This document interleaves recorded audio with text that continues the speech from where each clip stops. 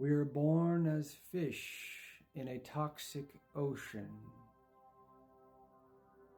swimming in filth.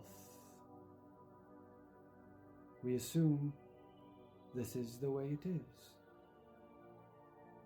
We are born in a temple that is in decay. And they say, look at the shadows on the wall. Pay no attention to the machine guns firing upon your temple from every direction. There's nothing you can do. That's just the way it is.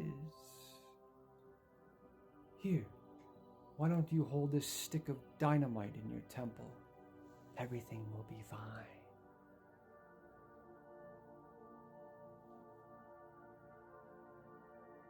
We have no idea what a pristine, perfect temple even looks like, because they have taken that image from us. They have taken and hidden it from us. They don't want us to know that there is another way, that there is the truth, the real way. They don't want us to know that we can rebuild the temple, the Lord's temple. They don't want us to know that. They give us tools to fix our temple, but they are not tools to fix our temple. They are tools to destroy our temple further. These great deceivers have done us much harm. It is up to us to rebuild our temples. It is up to us to withdraw from the senses and go within and stand in the center of the circle, so the truth will be revealed to us. The true nature of these vessels, absolute health. We can rebuild these temples, and we will rebuild these temples. We are rebuilding these temples, the Lord's temple. These are vessels, these temples are vessels for the eternal love of the Creator. And when we are constantly distracted by the shadows on the wall, that removes us from the eternal present moment and removes us from the flow of the divine. That is exactly what our oppressors want. They want us constantly in our minds, not in the present moment of the eternal Creator. That is how they suppress humanity and enslave humanity. How do we rebuild these temples? When we are born as fish in a toxic ocean. We remove ourselves slowly from the toxic ocean. We catch glimpses of the clean water, and we start swimming toward it. It is a long swim. It is a hard swim. And everybody, practically everybody in the world, will seem to be swimming against us. That's the situation we find ourselves in. If we want to escape the toxic ocean, we have to swim against the school of fish. That is, those still caught in the program. And to be able to help those still caught in the toxic food program and the prison society, we have to keep fighting for that clean water.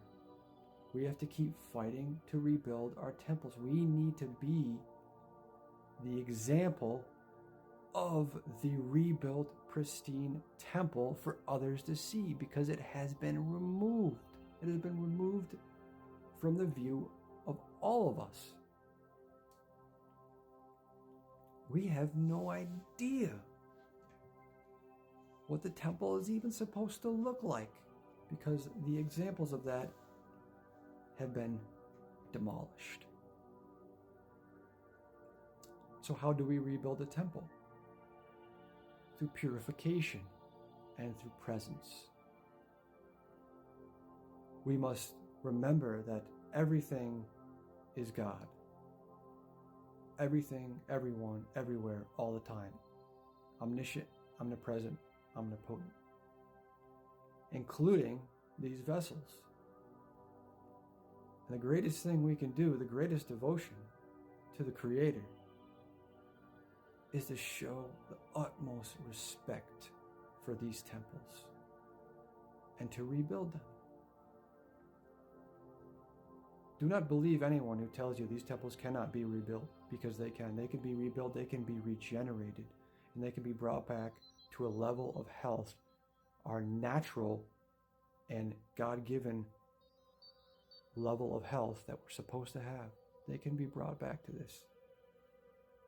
When we go back to the correct foods meant for the physiology of the human species, which are fruits, berries, melons, vegetables, and a little bit of nuts and seeds, but mainly fruits.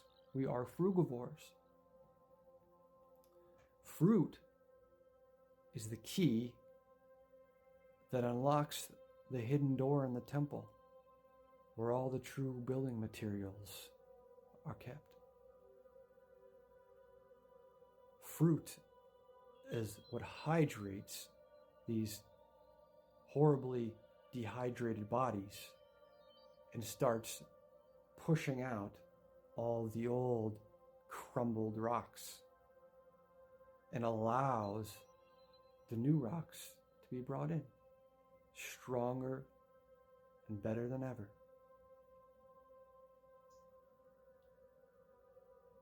So anytime we come across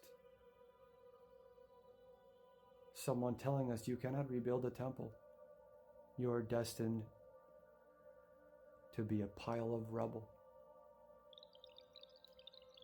We know they are a deceiver. But depending how far we step back in the game, we cannot judge them. We cannot judge anybody, because everyone is just playing their part. Remember, there is no good or bad. They're just everyone playing their role.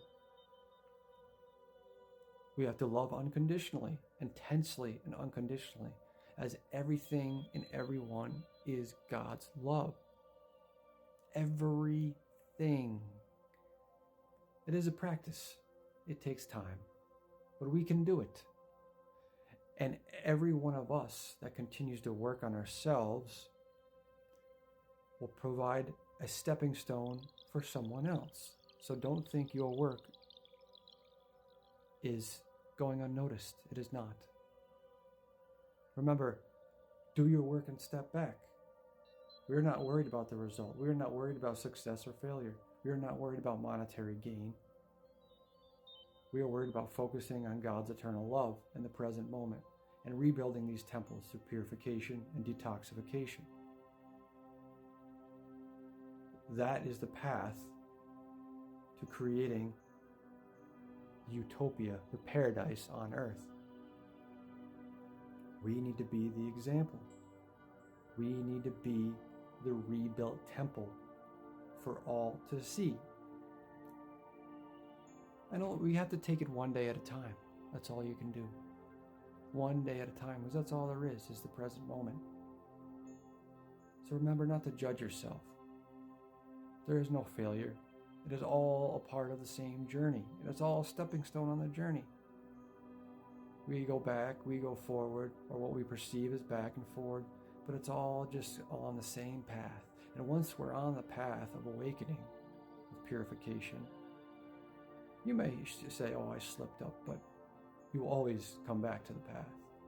Sometimes you have to get some stuff out of your system. That's okay. You have plenty of time. We've been at this a long time, and we have eternity to do it. There's no rush. Have patience. Be kind to yourself. Try your best to stay in the present moment.